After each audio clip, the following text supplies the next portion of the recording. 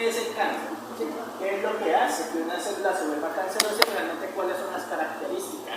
Más allá de una mera definición general, digamos que es la que es una definición básica para la población general, pero pues ya ustedes son médicos, pues van a ser médicos y deben saber cuáles son específicamente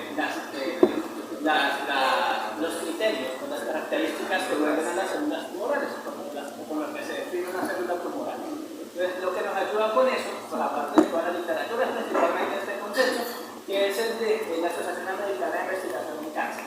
Ellos están publicando desde el año 2000, cada 10 años, como una guía recopilatoria de bibliografía en donde resumen lo que se está innovando o lo que se ha encontrado respecto a la descripción del cáncer en general. Entonces, ese es el primer concepto o las primeras características que teníamos del cáncer por allá en el 2000.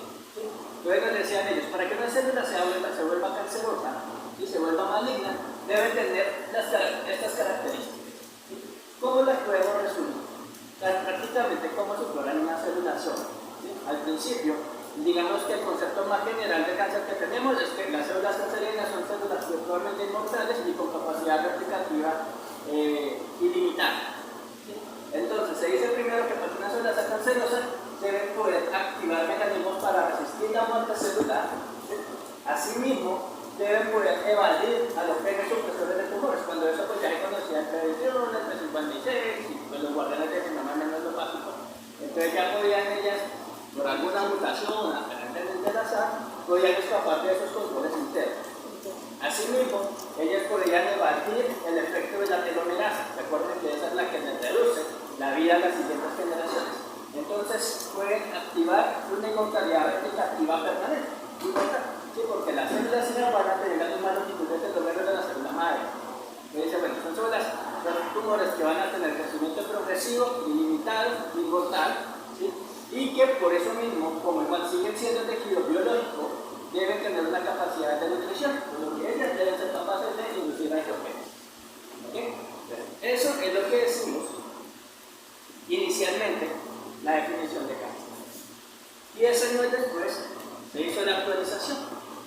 Entonces nos dijo, listo, todo lo que vimos sigue grandes, pero resulta que ya estos zombies no son tan descelerados como pensábamos que eran. ¿Sí? Ellas pueden tienen otro efecto que tiene que ver con la respuesta inmune. Entonces, ya estos zombies se nos empezaron a volver más como guerrilleros. ¿Sí? Son células rebeldes y además pueden reclutar a nuestro propio sistema inmune en nuestra contra. ¿Sí? ¿Por qué? Primero, una de las características de ellas es evadir los controles del sistema inmune. ¿Cuál es la célula que se encarga de evitar que nos dé cáncer? Principalmente. La célula. La CNK, las natural killer. ¿Okay? Una de las funciones de ella es estar constantemente chequeando que no de nuestras células y mirando que no tengan alteración en el código genético o en los patrones de histocompatibilidad. Entonces, entonces ellas aprenden a evadir a la CNK, ¿sí? Lo que hace que puedan evadir la disfunción inmune y asimismo, y de manera irónica, pueden activar promotores de inflamación, ¿sí? Que no va a ser para que las ataquen a ellas, sino para que ataquen a tejidos circundantes. ¿Cuál es la hipótesis con esto?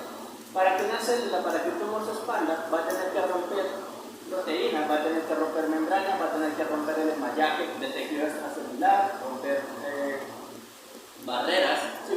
Y pues para eso se necesitan muchos mecanismos enzimáticos complejos.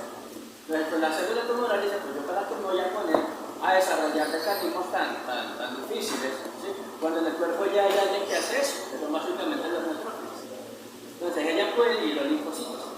Pues acuérdense cuando vimos la primera clase que dijimos, cuando tenemos una infección, generalmente el daño al tejido no lo hace ni siquiera la bacteria, lo hace la respuesta inmune para intentar evitar que esa bacteria prolifere.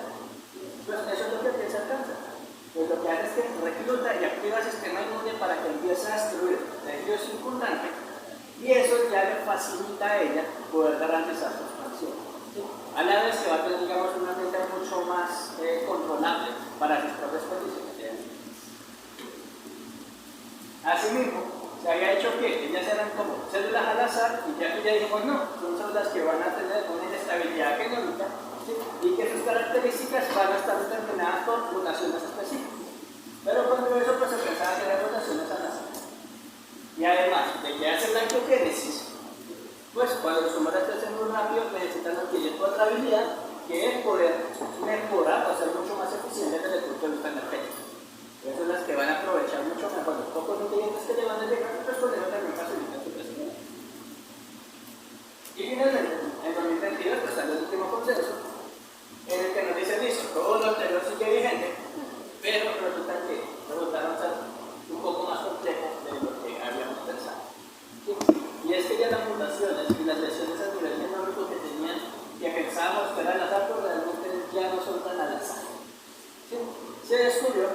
células tumorales, para ellas poder establecer las condiciones aptas para su crecimiento, así sea como un tejido maligno, ellas deben poder hacer algo que se llama la manipulación epigenética. ¿A qué se refiere? La programación no muta epigenética, no mutación. ¿A qué se refiere? Que ellas tienen la capacidad de poder modificar su propio ADN, ¿sí? De modo que puedan liberar genes silenciados y que puedan liberar sus histonas y todo eso que ustedes ven en el biología celular, ¿vale? Para poder expresar o ganar, digamos, actividades fenotípicas que le va a facilitar su crecimiento, que le va a facilitar su sobrevivencia.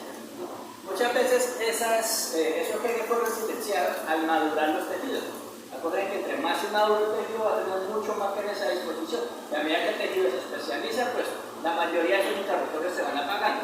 De modo que la célula únicamente tiene a disposición el arsenal que necesita para establecer una función muy única y especial. Como estas células tumorales no les importa ya hasta nacer